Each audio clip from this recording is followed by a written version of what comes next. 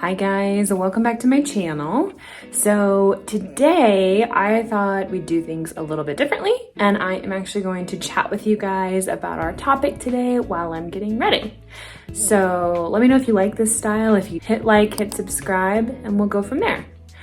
Today we are going to talk about, as a frontline worker, we work really long shifts oftentimes, and I'm going to chat with you guys a little bit about how to plan your nutrition and your workout around that so you can still be successful. I'm going to move you guys though so you can actually see me while I'm getting ready. So today is Sunday and I have already done my workout for the day, which has been nice. I think a lot of people really like to take the weekends off. I actually prefer to work out on the weekends because I feel like I just have more time to not feeling rushed through them. Oftentimes when I work out during the week, I have to like rush right afterwards and just like get showered, get ready to go and jump right into work. So did that, ate some breakfast, and now I'm kind of just slowly getting ready for the rest of my day. I got a couple of chapters to do for my NASM CPT exam. Really liking this so far. As a nurse, you definitely learn a lot about the body system, the muscles, all of that. But I'm really liking taking it almost to the next level. We're really focusing on this is how you can take it to that next level as a personal trainer and make it stronger, make it more efficient, help people in their daily lives. So I have that to do. And then kind of on topic of our video, I am really going to prepare for my week. And I wanted to talk to you guys about how some of the things we're going to talk about today may pertain to you. Let's talk about working out when you are jumping into 3 12-hour shifts in a row, because I know a lot of healthcare workers do this. I myself included did this on a regular basis because you want to get them done, out of the way, and move on with your week.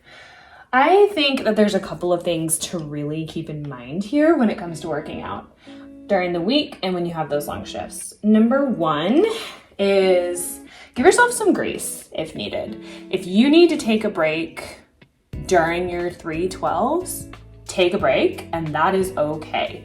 You are going to be moving a lot on your shift, and you don't feel like you need to go hard every day you're doing a 12-hour shift. That's a lot on your body, and honestly, you may just overdo it. You could injure yourself, or you may just not really get that effective of a workout because you're working all day. You're on your feet, you're moving patients. And so just give yourself some grace if needed. 12-hour shifts are long for sure. If you're one of those people that doesn't necessarily want to do a full workout, but at the same time wants to get something else in, doesn't feel like their shift is enough, I would focus more on some mobility. Focus on maybe a light yoga flow, a good stretch session, do some foam rolling every day. I think that's really good, especially coming off a long shift. But don't feel like you need to do a full body strength workout or a full run or a bike ride after you've been on your feet for 12 hours. That being said, I have a couple of tips if you do want to make sure you get worked out. Because I understand some people, they don't have the option to do it when they're off, or they got to take advantage of when they can. I would say number one, schedule your workouts, make it a priority. I'm that person who looks at a week in advance. I need to schedule in my workouts on my calendar. Do that for yourself. Plan out your week. If you are working out during your shifts, I would recommend a couple of things. Number one is work out prior to your shift. I think it's a lot easier to get that done prior to going in for a 12-hour shift versus, it always sounds great to do a workout and then you have a really shitty 12-hour shift where you're on your feet and it was just crazy busy and you didn't get to eat lunch. And then at the end of it, the last thing you want to do is go to the gym and work out. So I would definitely recommend working out prior so that way it's done and it's out of the way. I would also think about how you can be the most efficient with planning your workouts. So for example, does your hospital have a gym? Is there a gym close by? Are you somebody who likes to work out from home and you can do it there? Are you somebody who wants to work out getting to the hospital? You know, when I worked in Boulder, I had a lot of people who would bike to work. Is there a shower at your facility so you can change when you get there? Definitely plan ahead and make it work for your schedule because you're probably going to be more successful that way. The next tip I would really mention is definitely plan your workouts. This definitely is a tip in general when it comes to going to the gym, but I would definitely just keep in mind that you want to use your time efficiently, especially if you're getting up early prior to a night shift or a day shift to go. So have a plan. Go in, know exactly what you're focusing on that day. Is it upper body? Is it lower body? Is it a push day? Is it a pull day? Is it a cardio day?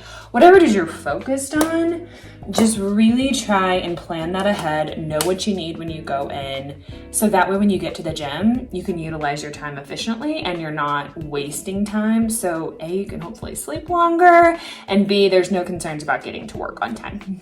So the next thing I want to chat about is meal prepping. I would definitely just plan for those 3 days, because if you're anything like me, if you have a minimum like a 30-minute commute to the hospital and then you have to come home, like who wants to cook a full course meal? Definitely not me. So plan ahead. I'm a fan of ingredient prepping for the week because I tend to get bored if I meal prep, but have some things, you know, have some carbs pre-cooked, have some veggies pre-cooked. Make it easier on yourself so that way you're not coming home and eating junk. Oh, that's lovely. Time out.